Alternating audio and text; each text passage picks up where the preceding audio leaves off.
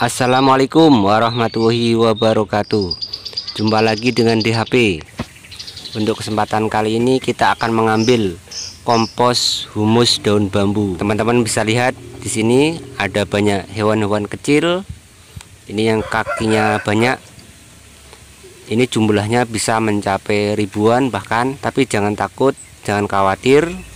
Mereka adalah pengurai yang biasa memakan dedaunan yang sudah terjatuh. Mereka akan mempercepat proses pengomposan. Di sini sudah kita mix sebelumnya, kita campurkan daun bambu dan juga kohe sapi. Jadi kita campur di tempat khusus di sini. Kemudian kita biarkan. Ini setelah jadi seperti ini, kita tinggal panen. Media yang sangat subur, tentunya banyak sekali mengandung unsur hara makro N, P dan juga K. Ini sudah kita ambil yang nantinya bisa untuk kita pergunakan. Humus atau kompos daun bambu ini memang sangat baik, sangat bagus, tapi juga harus waspada juga terhadap adanya kalajengking atau ular. Jadi berhati-hati dalam mengambilnya. Meskipun kita sudah taruh, kita nggak tahu ada yang datang atau tamu tak diundang, bisa saja. Berhati-hati.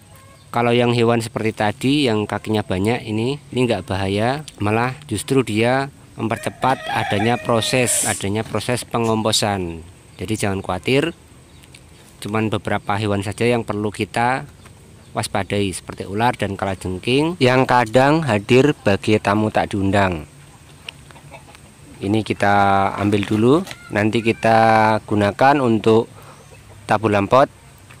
Ini media sangat subur, sangat luar biasa.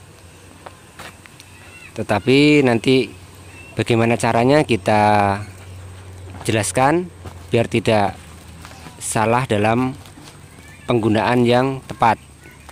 Memang subur, bagus, kayak unsur hara makro, akan tetapi untuk penggunaan harus juga tepat.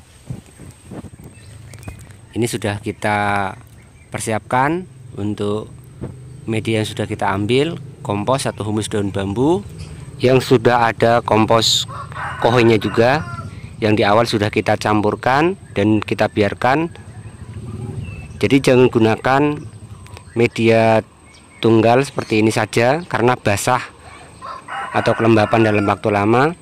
Ini kita persiapkan juga tanah sebagai bahan campuran, karena tanah ini bisa menguatkan perakaran, dan juga ini kita bisa tambahkan arang kasar, ataupun juga teman-teman bisa menggunakan arang sekam, ya, arang sekam ataupun juga pasir kasar.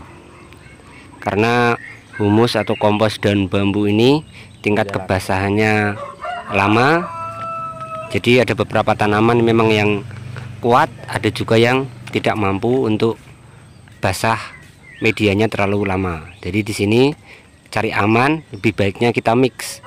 Ini kita campurkan antara kompos humus daun bambu dengan tanah dan juga arang kasar. Bisa juga teman-teman menggunakan arang sekam ataupun pasir kasar. Untuk hewan seperti ini yang ada pada media ini nggak masalah, ini dia pengurai alami. Ini kita main tangan, main tanah, kita campurkan beberapa media yang sudah kita siapkan. Jadi 3 media kita campurkan untuk kita gunakan dalam bertabulan pot. Jadi nanti unsur haranya tercukupi, unsur hara makro yang terutama. Kita mix, kita campurkan. Selain itu juga arang kasar ini juga membantu memperporos media, jadi akar juga akan mudah untuk tumbuh dan berkembang dengan baik. Kita campurkan di sini. Jadi untuk memperporos memang butuh arang sekam ataupun ini arang kasar ataupun juga pasir kasar. Setelah kita campurkan 3 media tadi, humus, daun bambu, kemudian tanah, kemudian arang kasar, ini kita buat lubang tanam seperti ini. Kemudian kita tinggal taruh saja tanaman yang mau kita tanam. Ini kita contohkan, ini apel puja yang sudah kita buat bibit sebelumnya, tinggal kita taruh di atasnya. Meskipun ini enggak dibuka, ini tidak masalah, yang penting kita kasih lubang untuk bagian bawah ini, untuk botol plastiknya ini nanti juga tembus sendiri.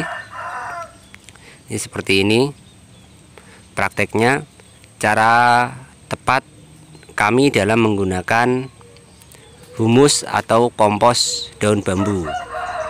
Semoga teman-teman bisa ikuti dan praktekkan. Diskusi monggo silahkan ditulis di kolom komentar.